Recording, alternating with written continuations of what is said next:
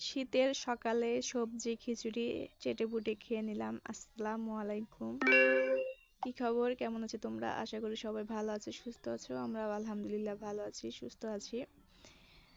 সকালে নাস্তা করে এখন আমি যে পুকুর থেকে মাছ মারা হয়েছে, মানে পুকুরে মাছ ছাড়া হয়েছিল, আজকে প্রথম মাছ মারা হলো। মাশাআল্লাহ, মাছগুলো অনেক সুন্দর বড় হয়েছে। গ্রামে থাকলে কিন্তু এসব সুবিধা আছে, সবজি বাড়িতেই সবজি চাষ করা যায়, পুকুরের মাছ খাওয়া যায়, অনেক ভালো লাগে।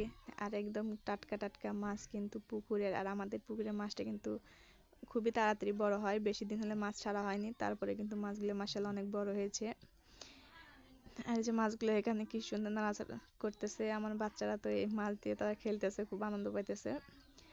আর এই যে আমি এখানে এই মাছটাকে কেটে নেব। আর আমার ভিডিও যদি ভালো লাগে অবশ্যই আমার চ্যানেলটাকে সাবস্ক্রাইব করে আমার পাশে থাকবেন। আর ইদানিং একটু ব্যস্ততার কারণে নিয়মিত ভিডিও দিতে পারতেছি না।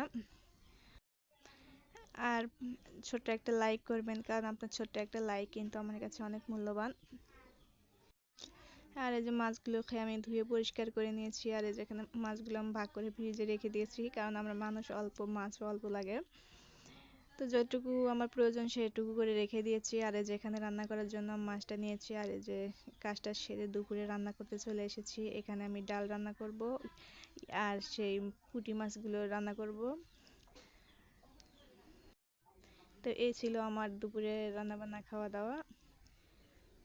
আর এখন দিনটা একদম ছোট, মানে এত তাড়াতাড়ি সময়টা পার হয়ে যায় বোঝাই যায় না। ছোট দিনে কাজ করতে মানে যে সময় ইয়া হয়ে যায়। তো আজকের মতো এখানেই, আল্লাহ হাফেজ, দেখা হবে পরবর্তী ভিডিওতে। আসসালামু আলাইকুম। ভালো থাকবেন সবাই, সুস্থ থাকবেন।